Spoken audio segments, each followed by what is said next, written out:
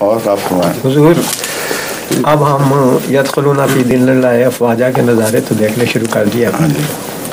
اور ہم یہ بھی جانتے ہیں کہ آئندہ 200 سال میں 100 سال تو ہمیں ہو گئے, اسلام غالب آئے گا انشاءاللہ. تو جب مسلمانوں کی تعداد اتنی زیادہ ہو جائے گی تو حج ایک دن میں تو بڑا مشکل ہو جائے گا ادا کرنا مسلمانوں کے لیے. کیوں؟ آج کل ہی بڑی مشکل پڑی ہوئی ہے, تو پھر بھی ہو رہا ہے. کوٹا مقرر کر رہے ہیں. نہیں, میرا مقصد یہ ہے جب اربوں ارب لوگ آئے, بات سنیں, خانہ کعبہ کے گرد گھومنا ہے جی اور ان جگہوں کا طواف کرنا ہے. جی جب لوگ زیادہ ہوں گے تو ان کی اس وقت تک ایجادات بھی زیادہ ہو چکی ہوں گی اور ذرائع بھی اور بن چکے ہوں گے اور دائرہ وسیع سے وسیع تر ہوتا چلا جائے گا. جی اس لیے اللہ تعالیٰ کو انتظام خود ہی اس وقت فرما دے گا اور صلاحیتیں, انتظامی صلاحیتیں بھی اللہ تعالیٰ کی طرف سے ترقی کر چکی ہوں گی. دقتیں تعداد سے نہیں بلکہ زمانوں سے تعلق رکھتی ہیں. پرانے زمانے میں بھی دقتیں ہوا کرتی تھیں, باوجود اس کے لوگ تھوڑے ہوتے تھے. اب زیادہ ہو گئے ہیں تبھی بھی دقتیں ہیں. تو دقتوں کا جو مضمون ہے وہ سفر سے ہو یا حج سے وابستہ ہو, وہ ایک دائمی چیز ہے, ایک نسبتی چیز ہے.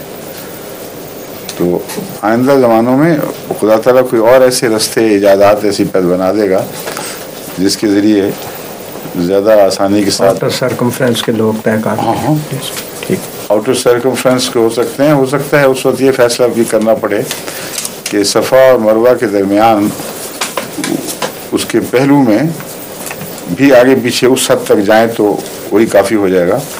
کیونکہ اس کی وجہ یہ ہے کہ خدا تعالیٰ کا قول اس کے تخلیق کردہ قواعد اور قوانین سے ٹکرا نہیں سکتا. اگر 1 کروڑ آدمی وہاں آ جائے, مثلاً کئی ارب کی آبادی میں 1 کروڑ آدمی کا آنا ممکن ہے, تو روکنے کے ہم مجاز نہیں ہیں. اس لیے کوٹا قائم کرنے کے میں قائل ہی نہیں ہوں. کوٹا جو آپ بناتے ہیں تو صاف بتا دیا, پتہ چلا کہ آپ نے بالوں کو حج سے روک دیا ہے, جن کی زندگی کی آپ ضمانت نہیں دے سکتے. توفیق ان کو اللہ نے عطا فرمائی اور آپ نے کہا جی ہم نہیں سنبھال سکتے, آپ کو کوئی حق نہیں ہے. اپنے انتظام کو بہتر بنائیں. خدا نے ان کی توفیق بھی تو بڑھائی. دیکھیں اب یہاں دولت جو نکلی ہے وہ اس لیے تو نہیں تھی کہ سونے کے محلات بنائے جائیں, وہ اس لیے تھی کہ حج کے تقاضے پورے ہو سکیں. اس لیے کوٹے ووٹے جو ہیں یہ سب یوں فرضی روکے ہیں جن کا انسان کو اختیار ہی نہیں ہے. لازماً یہ سوچنا پڑے گا اس زمانے کے لحاظ سے کہ خدا کا حکم ہے اور توفیق اس نے دی ہے. جتنے آدمی آئیں ہمیں ضرور سنبھالنے ہوں گے.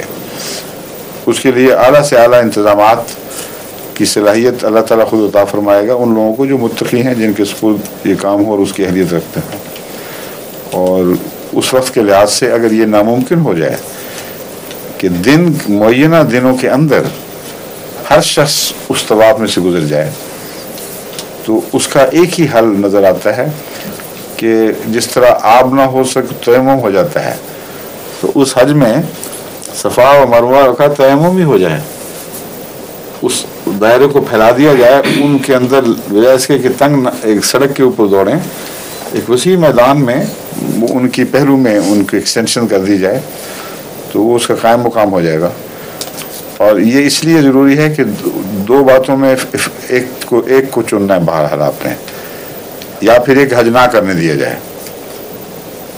یا حج ضرور کرنے دیا جائے اور جس حد تک ہو سکتا ہے اس حد تک کرنے دیا جائے.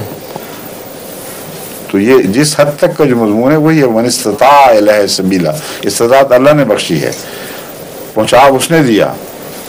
اب آگے جا کے پھر جتنی توفیق ہے اتنا ہی انہوں نے کرنا ہے نا, سمجھے جی.